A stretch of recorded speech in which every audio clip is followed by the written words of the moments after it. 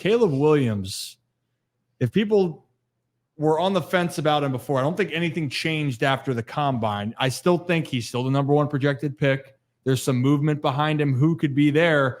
But wasn't one of the first questions kind of going after Caleb Williams, if I'm not mistaken, Kevin, if you can walk us through it? Yeah, so all the players have their media availability, and there are a bunch of media members, reporters there. And the first Caleb gets up there, and everybody wants to ask him a question, right? So I don't know who said it, but you just hear out of this media scrum just going, "Caleb, you afraid to compete?" And then everybody gets quiet, and he's like, "Oh, I didn't expect to have the floor." And he asked the question, and Caleb's just kind of sitting there dumbfounded, like, "No, I'm not." So it was, the first thing Caleb was asked was the question, are you scared to compete? And I know there's been a lot of controversy with Caleb Williams and how he's handled certain things and losses. And I see Brad's nodding his head, so I'm sure we're gonna get a fire Brad speech here. Yeah, I mean, I'm curious. Did Brad, were you in the room for that? Yeah, I thought it was Brad. I think we're all was the guy that asked the question. That would not. If Brad was at the combine and I saw that clip, I would literally be like, "Oh my God, they let Brad get the mic."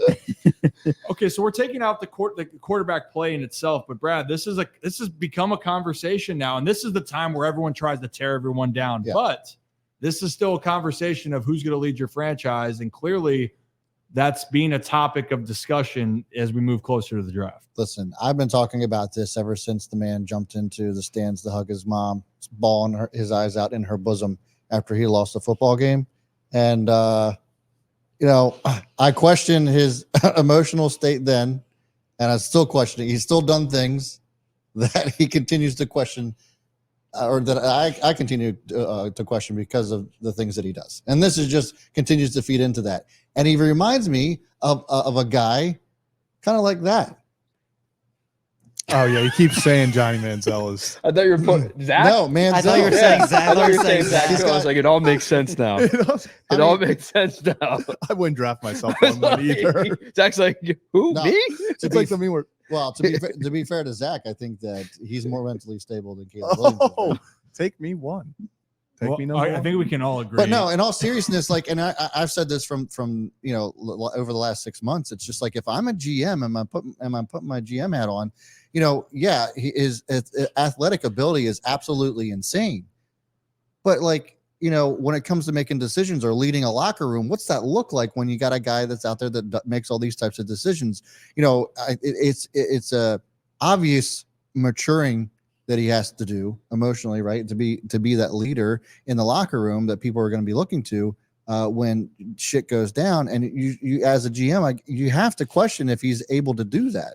And if the Bears want to take this guy, are they willing to start all over again, or are they going to stick with a guy like Justin Fields, who's perfectly capable of taking the Bears where they want to go? Yeah, and I think the bigger part of it is, when you're making the comparisons, it's that, can you live past the adversity that's going to happen? And we talk about Justin Fields. Yes, who knows that Justin Fields is going to be the prolific passer for all these years, right? But what we do know is that Justin Fields has the respect of the locker room. Correct. He continues to go out there and compete. And I look at the talent around, or players around, going, hey, can he do it? And a lot of people are saying, yes, he can. Just give him more talent around him. Caleb Williams, obviously talented player, but depending on where he goes, he's going to be asked a lot of. And like Johnny Manziel bringing up with Zach's jersey is essentially, he went to a place desperate to win.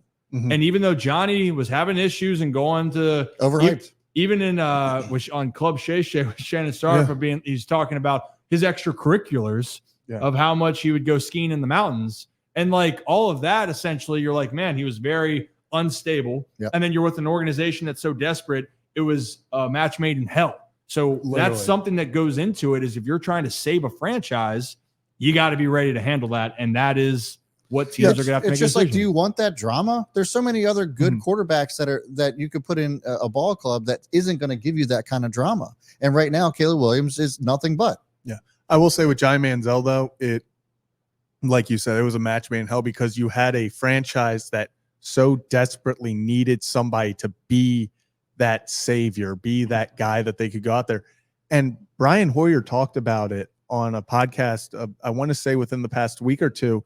And he said everyone in that building knew that he should have been the starter and he should have been mentoring Manziel for a bit. But ownership was like, no, we drafted Johnny Manziel to be the face. Like Yeah. we want Manziel. And that should have never been the position Johnny Manziel was put in. He needed time to mature. He should have never been immediately the face of a franchise, and he needed time to learn. And when he just got thrown into it like that, he was done The from the start. thing with Manziel versus Williams is, Manziel is what? Was he 25, 22, the 25th, the 22nd overall pick? This is the number 1 pick. So he's getting thrown in that fire immediately. Mhm. I'm just saying the Johnny is. football mantra, you Yeah. know, and like just the hype that was surrounded around Johnny Manziel, Yeah. a first rounder, just Right. feels like the same. Like, I don't want to see Caleb Williams crash and burn. I know that there's a lot of people that are probably going to accuse me of that. That's not it. It's just that he is just the maturity level is not anywhere near what it should be as an NFL player. I agree with that, Brad. But it's like with Johnny Manziel, let's not forget that he didn't help himself out at all either, off the Of course field not. and on the field as well, and studying and getting ready for Yeah. games. Like, no offense to Johnny, well, I don't even care. It's plain and simple. Like, he didn't help himself out. I hope he watches It's like, this. I'm not. He Hope he calls you one out. Johnny Manziel, big. He watches the Ryan Ripken show He does. Yeah. religiously. Yeah, exactly. Yeah. Self-aware. I mean, he's right here, right next to Yeah, me. So, I'm literally on Yeah. there. so But You to your gotta hang point, though, those. But it's Rock, like, yeah, different people. But yes. but at the same time, the pressure is going to be on there. Can I ask you this then, Rock? Is in your mind, is he still the number 1 quarterback going off the board if you're looking around anybody else? Like, there's discussions behind number 1. Well, Rock, you can answer first. or you- I'll just add to that. If Caleb Williams does drop to number 2 and goes to Commanders, what's he look like then?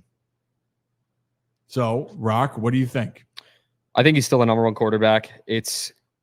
And I don't know, man. I still think the talent is there. I do think that the off the field and the baggage that he kind of comes with when he's not sharing, not sharing the medicals with any teams. Is that the case right now, or the measurables or anything Yeah. like that? That is strategic, though.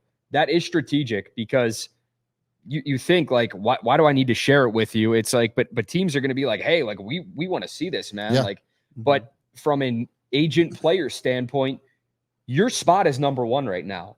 You don't want anything to affect that negatively. And if there are some things that could affect that negatively, you might not put that out there. But playing devil's advocate here, playing both sides, it's like it does look bad from the outside perspective that you're not sharing that and that you didn't. I mean, not participating in the combine's fine, whatever. No it is one what does it is. anymore.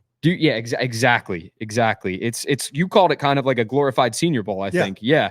And it's I would agree to some point, not the entirety, because Yeah. it's like you got the drills, you have more, and the Senior Bowl is nationally televised, but the combine is a bigger deal because there are so many more. Well, yeah, people well, there that's as what I'm well. saying is like I think it's gotten to the point where like the Senior Bowl, it was kind of seen as that spot that you saw the underrated guys perform, and then it was like, oh, the combine's here, let's go see what studs got invited. And now recently, it has become so many people aren't running drills, they aren't going to Yeah. show up, and that stuff.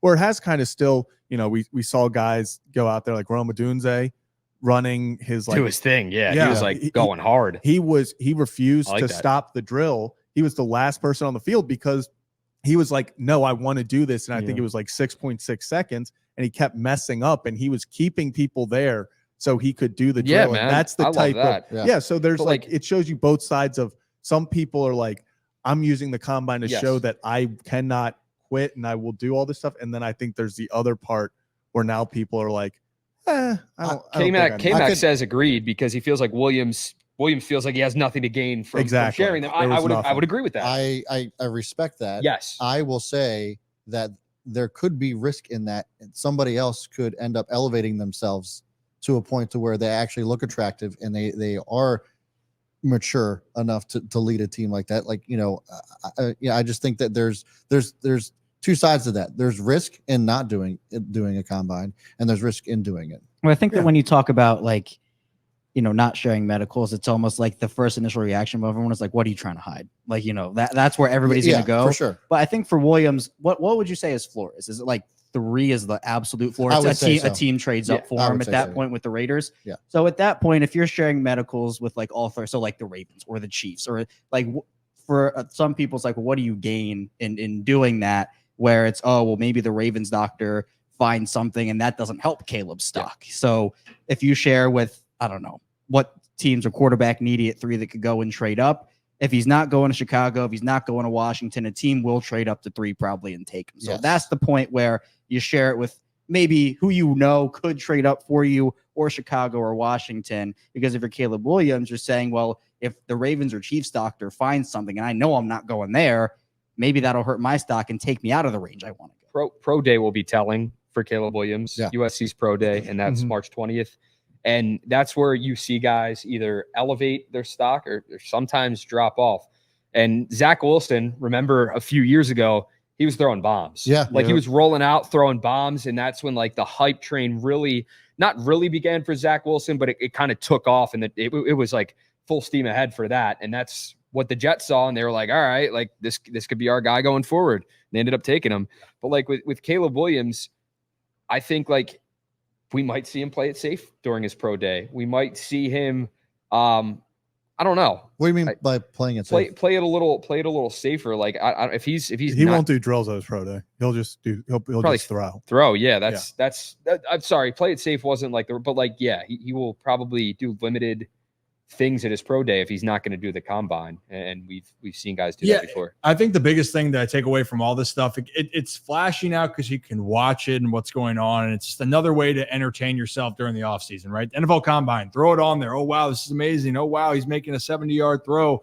But the biggest thing that I've just taken away, how do you play on the field? How do you go out there and play? Like that's where teams are going to go back to. And then they want to see how you answer questions. They want to see how you mentally might, and they might ask you some weird stuff. We've heard the like a ton of weird questions. That's a part of it. But the thing that we want to remember here, your talent and what you do on the field is going to be the biggest part of this. We've seen in the past where guys can be combine warriors, but they can't go out and put it together. There's the upside of traits, and there's the other part of being the football, the talent-wise football to go out there and execute. And those are the two different things. But make no mistake, Caleb Williams is going to be either probably still the number one overall pick and or the top quarterback taken, but you just never know.